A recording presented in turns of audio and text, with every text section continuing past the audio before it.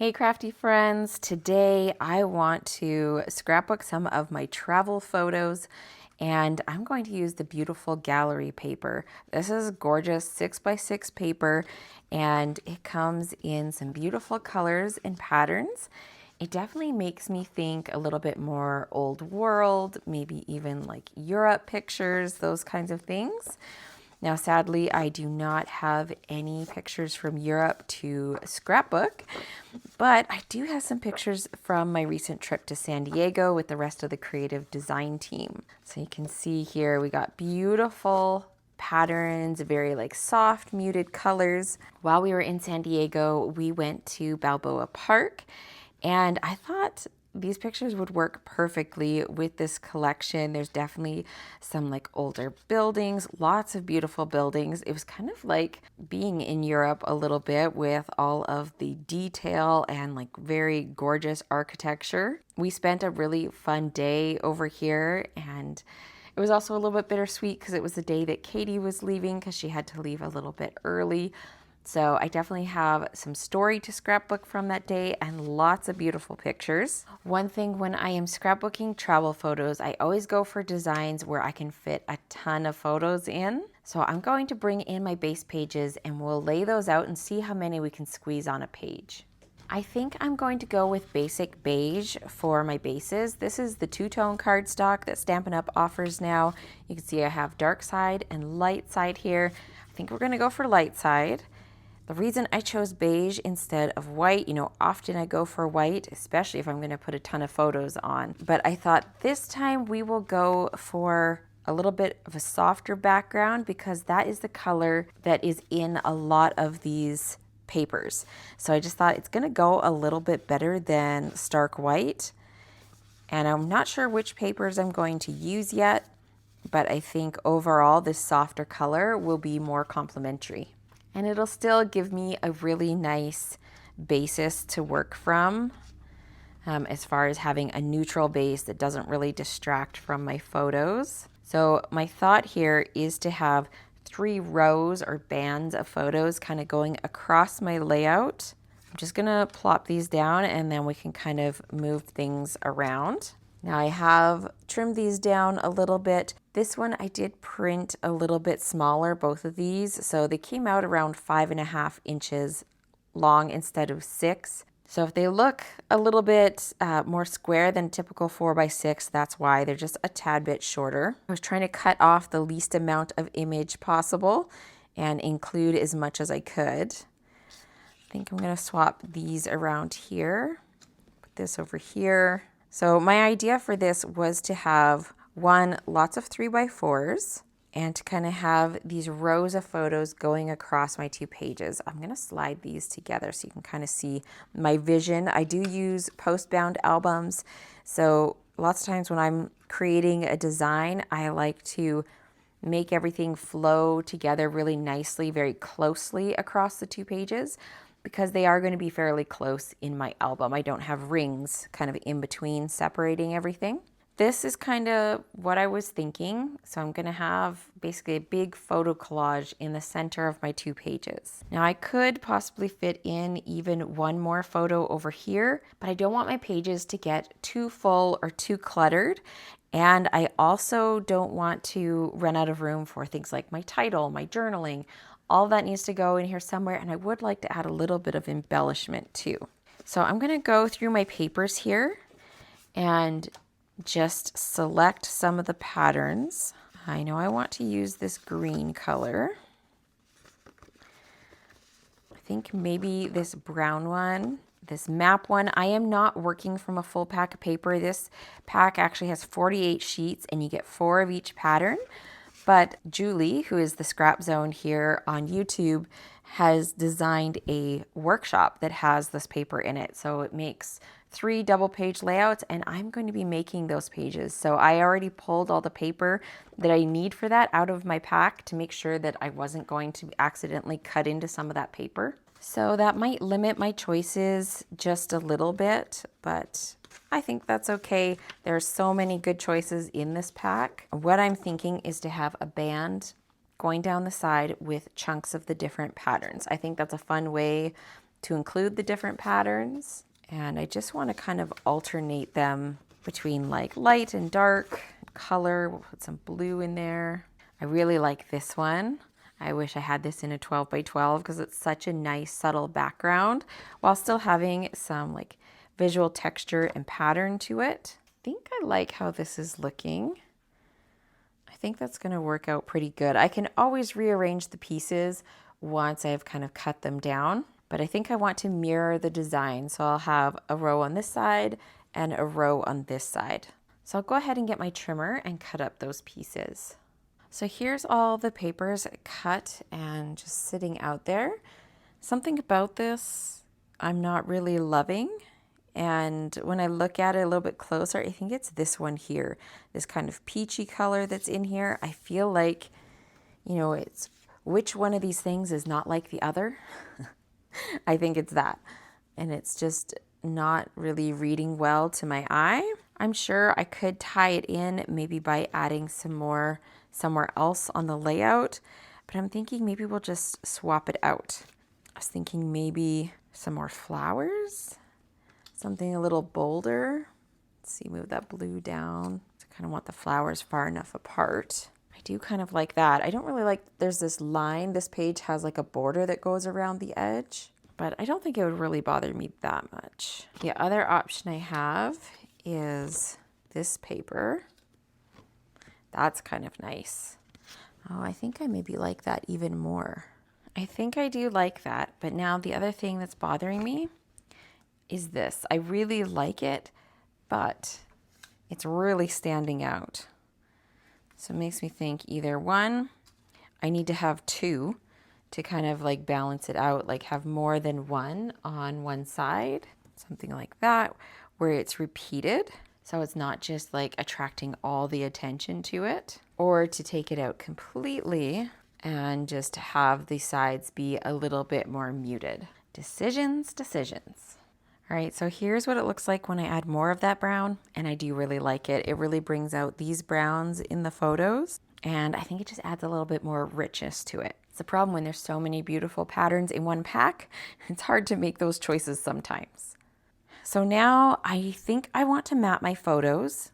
I want to help them kind of pop off the page a little bit.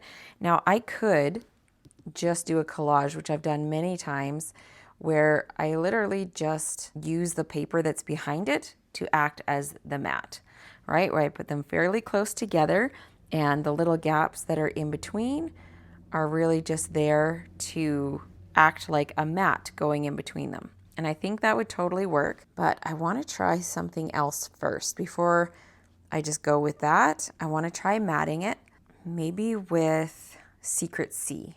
I love this color. It's such a go-to kind of neutral color for me. It's a very deep sort of blue. Now, I think it doesn't do a lot for these photos, just all by itself.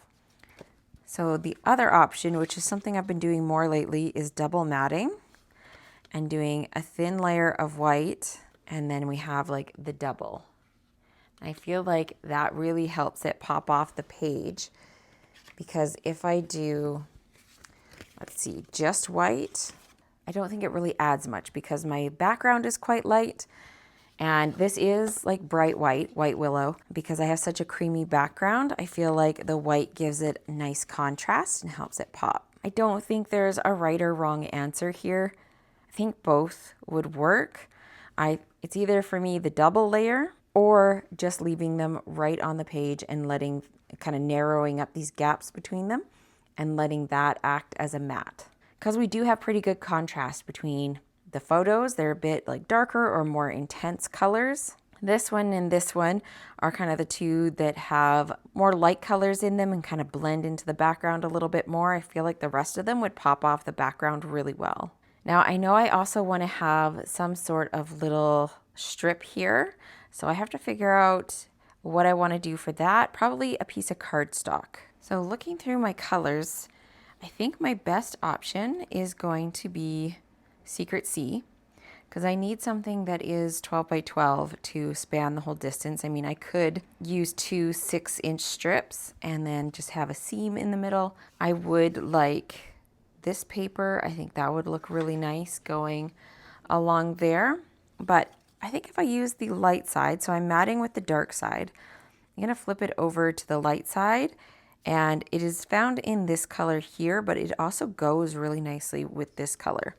I tried Lost Lagoon, which is supposed to be this color, but it looks a little bit different from that. If I want to bring in some metallic, some like copper or something would look really good on here too.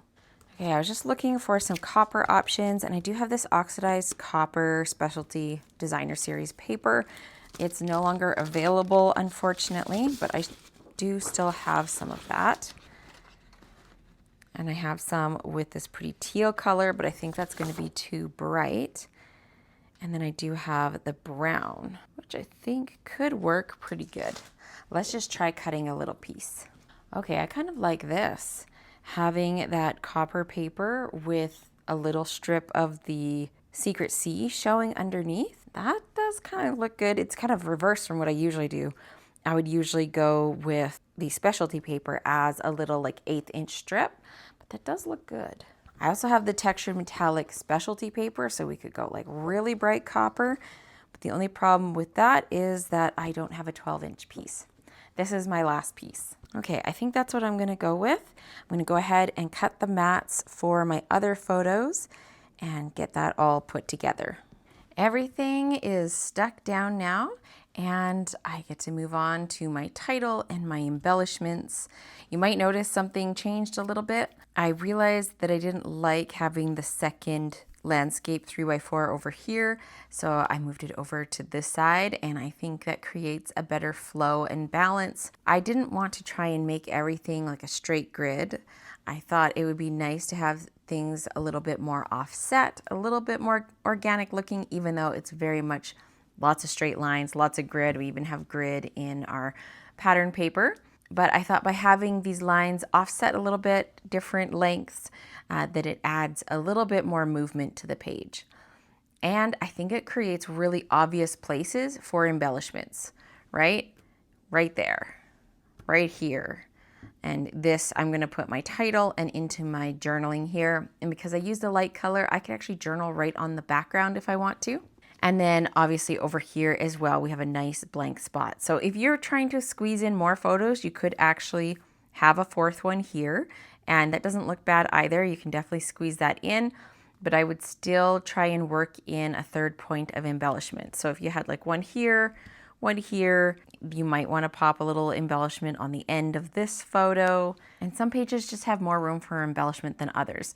My priority for this was to get in a lot of photos and also some of these pretty patterns. So if you wanted more room, you could also downsize these pieces. These are 3 inches long, so you could do that down to like 2 inches, and you'd have more room along the sides and more room to add embellishments. I'm going to pull in a couple different things for my embellishments. This is the beautiful Motifs dies. So this does coordinate with the beautiful gallery collection. And I'm going to use this kind of dandelion cut as well as the fern. These other ones here, they're a little bit different kind of die. They actually don't fully cut out.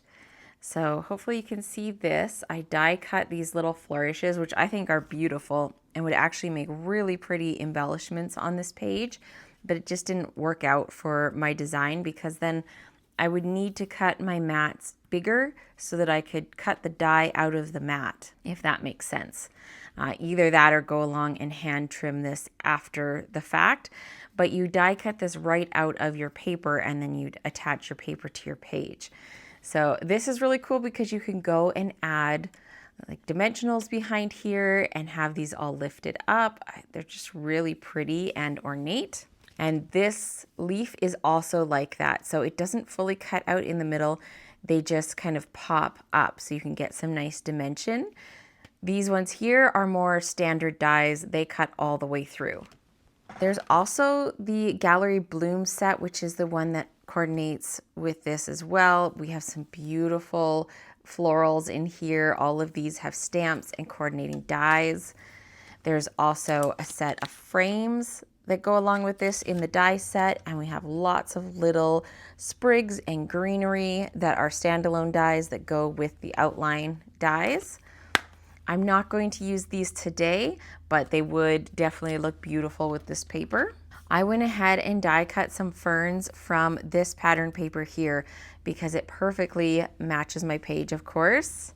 And I did die cut one for each of my embellishment areas. We'll see if I end up using them or not. I cut these out of that textured metallics copper paper because I wanted to bring in a little bit more copper that I have here into the rest of my page. Now for the rest of my embellishments, I'm actually bringing in a card kit.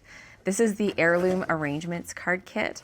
I've ordered 2 of these now because they are just so good. I actually made a stack of cards with my first one, and I had so much fun making these on Zoom with my customers. I added a few things from my stash, like some embossing folders, and bringing in some gold foil and some other embellishments. These little pearls are the antique pearls, and they work perfectly with this paper. So I'll just give you a quick little flip through of all these cards.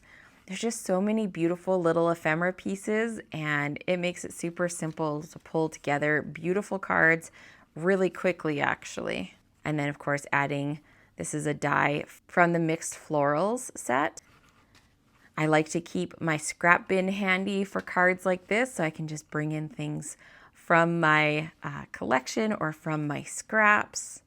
This one is a stamped one from Spotlight on Nature that I brought in. I also brought in this wood grain stamp from it's Textured Timber. It's a retired set. And this one here is cut with the perennial postage and then embossed with the mini corrugated embossing folder. So lots of different things on those cards. But I still have, from my second kit, I've made one layout on my channel already with this kit. And I thought, I have tons of pieces left. Why don't I bring in some of these? The colors actually match beautifully with the beautiful gallery paper. I even have some vellum pieces left over, which are really pretty. So I'm gonna just dig through here and start working on these 3 cluster areas. One more thing to mention, I did a print then cut title on my Cricut. This scripty font is Angelina, and this one here, I think it's called Athelas. And I actually spaced this one out to make it like kind of doubled up the spaces so that it would be a little bit longer under here. And I think I'm gonna make that go right around here somewhere, and then my journaling is gonna be underneath. I wanted to leave myself enough room for some journaling. I mean, I could also include a little bit of embellishment down here. We'll see how that goes. So my plan is with these kind of sprigs is just to tuck them under the photo mats. I didn't stick my photo mats down all the way. I knew I would want to be tucking. So then it's just a matter of playing, trying some different things out, seeing what looks good. I found with this kit in particular, the Heirloom Arrangements card kit, there's really no wrong way to do it. Kind of just keep trying things until you find something that you're happy with. Oh, and I do have like some of these nice little tags and paper layers. So I could do some layers under these areas as well if I want to, and not just have the greenery. I think the biggest thing is that you just keep playing until you find the mix of elements that just look right to you. And sometimes you do have to take a step back. Sometimes I find it's better if I kind of arrange all my embellishments and then take a little break, walk away from my desk for a bit, and then come back and have another look at it. Because sometimes it's really easy to get tunnel vision and just kind of stop seeing all the details. I'm just going to speed up this process a little bit because, as you guys know, it can get a little bit long when you're layering up all your embellishments and trying to decide on your clusters. I wanted to make sure that my embellishments didn't go too far into my journaling area because I feel like I have a lot to say. I was really surprised by this stop. We didn't really know too much of what we were going to be doing in San Diego. Jama was really in charge of kind of like taking us around, deciding where would be good places to go. And I wasn't expecting to see such beautiful old buildings, so I really enjoyed just walking around looking at the architecture. There's tons of museums here, but we didn't go into any. We just kind of enjoyed walking the grounds. Really, when we get together as the creative design team, it's more about just chatting, hanging out, and spending time together rather than where we are and what we're seeing. I think we could probably like just sit around and talk all day and be completely happy. I do feel like we got a really good sampling of local restaurants on this trip, and we kind of turned into the ladies who lunch. It felt like we spent a lot of time in restaurants, but we ate a lot of yummy food and saw some really cute, unique places. So, Jama did an awesome job taking us around San Diego. I decided to bring in some embellishments, so I grabbed these pressed flower motifs. They are the embellishments that match this collection, and they are really nice engraved metal studs. They're very beautiful and they're actually quite heavy, but I thought they'd be the perfect way to finish off my clusters. I decided to add my journaling right on the background, so I just grabbed a pencil and my T ruler and I'm just eyeballing it here. My lines are probably about a quarter of an inch apart or so, and I do end up getting them fairly even, and the T ruler really does help to keep them straight. If you don't like to handwrite your journaling, you could always print it off on some of that clear Avery label paper, but I do like to include my writing on at least some of my layouts, if not all of them. I did my writing off camera, and now I'm just going to give you a close-up so you can see all the details in those clusters, see the shine of the metallics that are on this page, and just hopefully get a better feel for how these pages look in person. I really think seeing them on camera doesn't do them justice, but it's as close as we can get to seeing them in person. If you notice those dark little flowers in my clusters, I cut those from Secret Sea using the Gallery Blooms dies. I just felt like I needed one more little sprig to go in my clusters, and I couldn't find the right piece in my die cuts. If you're looking for more ideas on how to scrapbook your travel photos, check out this video here, and I will see you again soon with another video.